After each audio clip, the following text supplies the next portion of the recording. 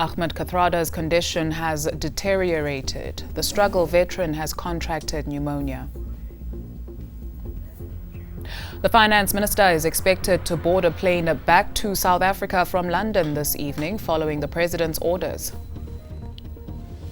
A very happy Monday to you. You're watching eNews Direct. I'm Deduzile Ramela. And I'm Sandile Gangose. Good evening. To comment on any of our stories, you can find us on Twitter and Facebook. That's at eNews Direct. And tonight our hashtags are Gordhan, Ahmed Kathrada and Andile Lungisa. We start with this. Struggle icon Ahmed Kathrada's medical condition has deteriorated over the last 24 hours.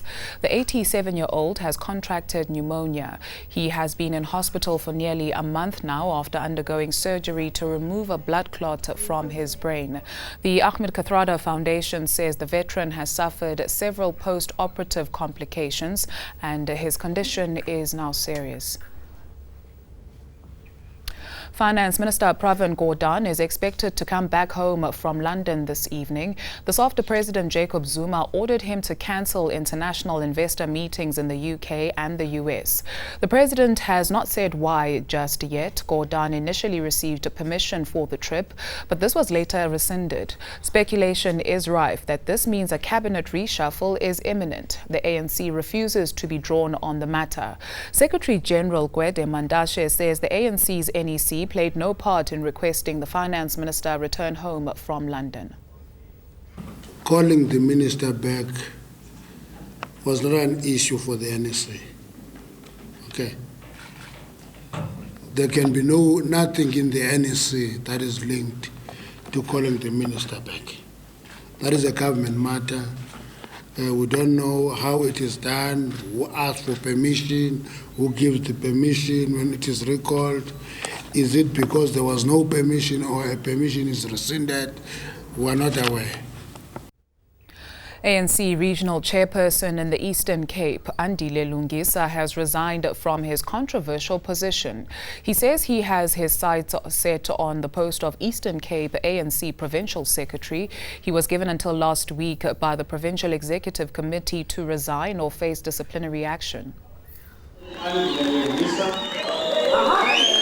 Andile Lungisa has finally stepped down. The Provincial Executive Committee member was elected regional chairperson earlier this month, despite being warned not to stand.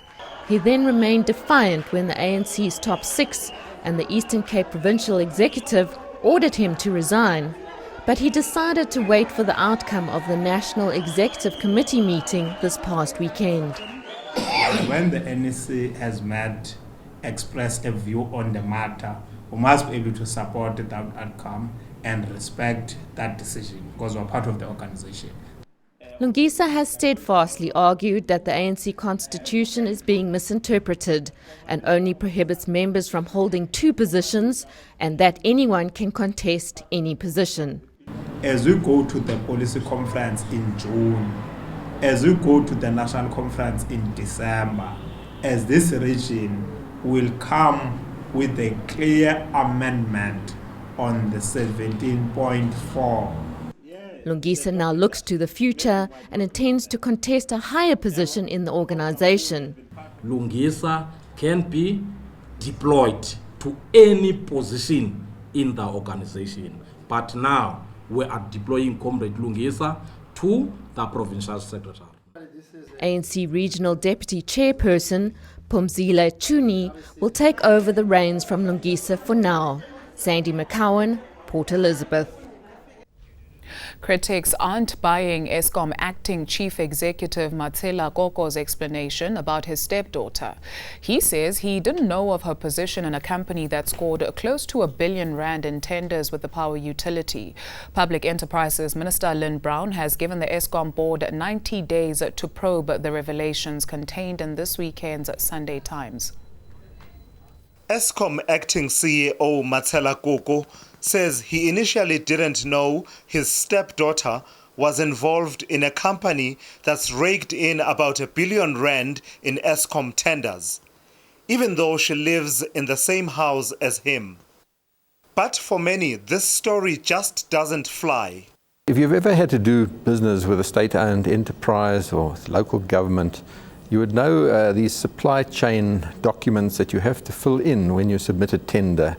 These are declarations that are made about whether you have any family member connections or have ever worked for the organization you're bidding to, etc. He's told the Sunday Times that he didn't know, and then he changed his mind and said he knew in August already that his stepdaughter was involved in this.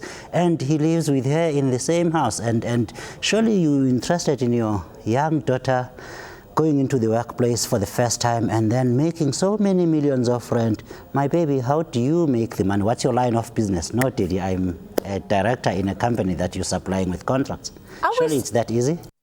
The Eskom board now has 90 days to get to the bottom of this apparent conflict of interest. We have contradictory facts from what the publication has reported against what we have as a company as a response to the newspaper.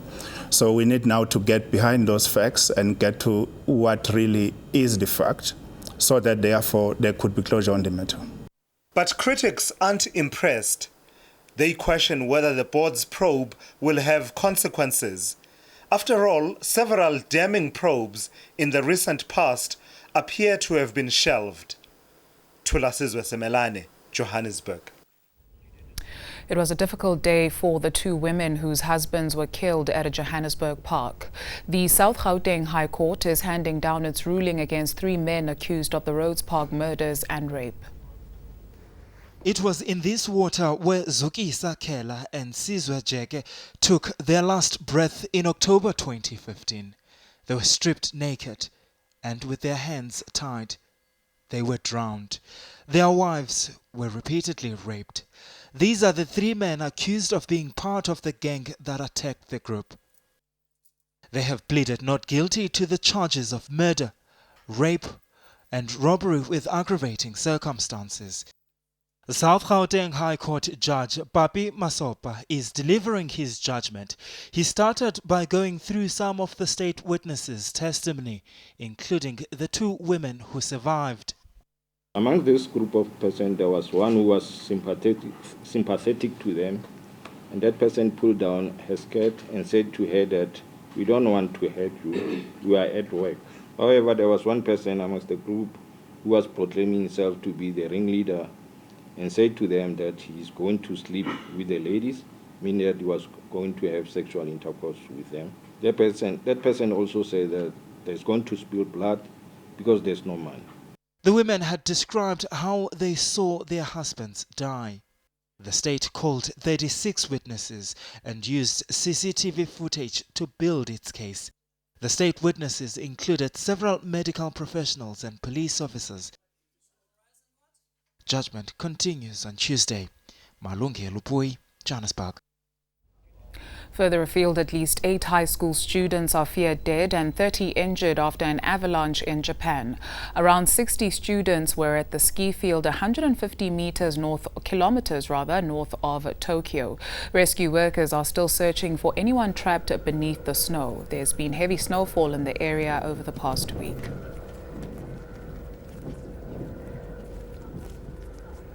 And Illinois hairstylists will soon be touching more than their clients' hair, but changing their lives as well. A program has been adopted that trains beauticians to recognize signs of domestic violence in clients and point them towards organizations that offer professional help. The first group of beauticians has been taught to look out for signs such as a sudden change in demeanor, reluctance to put on a robe at a spa, or tales of repeated insults from a spouse, among others. Lenkosinathi Msimango remains behind bars, facing housebreaking and theft charges. Police believe Msimango has critical information regarding the break-in at the offices of the Chief Justice 2 weekends ago. Thieves stole 15 computers containing sensitive information. Msimango maintains his innocence, with his lawyers saying he's being set up. And the trial of triple murder accused Henry van Breda has been postponed to the 24th of April. The 22-year-old is accused of axing his parents and brother to death in their Stellenbosch home in January 2015. His sister Marley survived the attack but suffered trauma to the brain and memory loss. State prosecutor Susan Galloway requested a postponement. Defense attorney Peter Botha agreed, saying he's still awaiting photographs and other information regarding the case. If you missed any of the stories we're tracking for you tonight, you can of course find us on Twitter and Facebook. That's at eNews Direct. Or you can head on over to our website. That's enca.com/direct. Your business news and your weather details after this.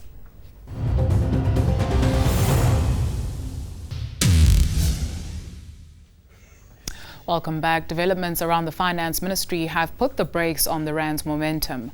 President Jacob Zuma has asked Finance Minister Pravin Gordhan to return home immediately from an international investor roadshow. This has unnerved financial markets. Even though the rand has been improving over the last couple of weeks, it hit a glitch in early trade on Monday.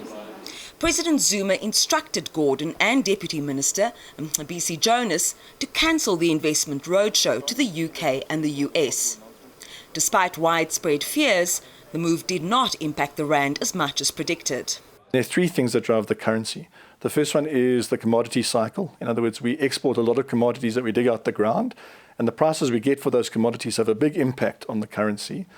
The second one is what the US dollar does. So if the US dollar gets stronger, it means the rand weakens, and vice versa. And then a third one is what we do domestically. Political infighting and political, let's call it games for want of a better word, is not new anywhere in the world. So if he's only recalled for essentially this trip not being authorized, the market won't even remember this tomorrow. The rand gained 9% in 2017, recovering from a record low of 17 rand to the US dollar. With investors seeing Gordhan as a symbol of stability, Blount says President Zuma's latest move is not ideal for the economy. But it's not all doom and gloom. If the rand stays strong, consumers may benefit. Rand going up means we get lower inflation. Lower inflation means ultimately interest rates could come down. Lower inflation, stronger rand, it's driven by commodity prices, so the mining companies do much better. So the South African growth rate improves. Whatever happens, the markets will be keeping a close eye on developments over the next couple of days. Let's see how the markets perform today.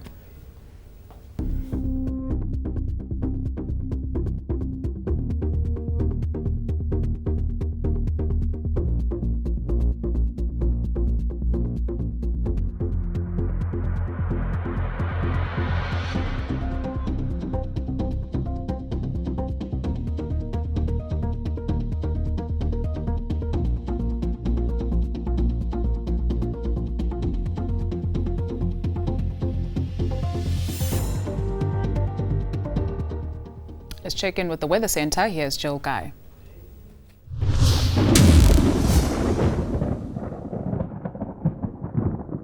Hello everyone and welcome to the Weather Centre. We had a largely quiet day in terms of the weather across South Africa this Monday.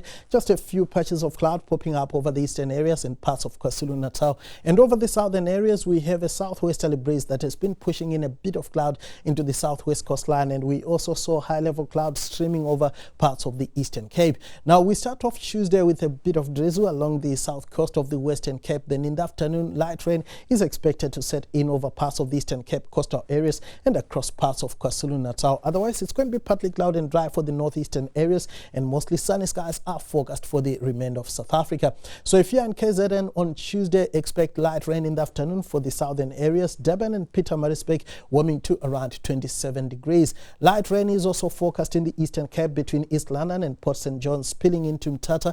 Port Elizabeth is going to be partly cloudy with a high of around 23 degrees.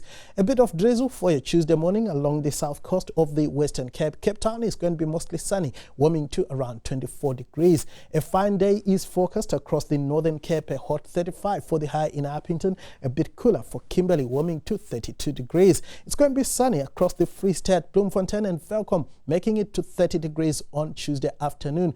We are going to see more of sunshine than cloud across the northwest, and temperatures here are going to lie in the lower 30s. A bit of cloud is forecast for the central parts of the Limpopo province. A high of 29 is expected around Polokwane. Mpumalanga should see a bit of cloud as well over the Highveld areas. It's going to be sunny and hot for Mbombela, warming to 32 degrees. Gauteng is also going to see a few patches of cloud overhead, and it's going to be mostly hot with temperatures in the lower 30s across the province. It's going to be mostly fine for your Wednesday over Western South Africa. A bit of light rain for Durban and Richards Bay as well as around Mbombela. A dry Thursday is forecast across the whole country.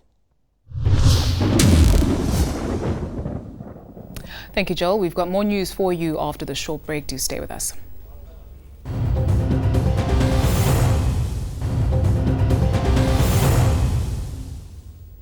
Welcome back. Let's go back to our main story now. And struggle icon Ahmed Kathrada's medical condition has deteriorated over the last 24 hours. I'm joined by my colleague Iman Rapeti for the very latest on this situation. Tell us a bit more, Iman, as to what is happening at this hour. What else do we know?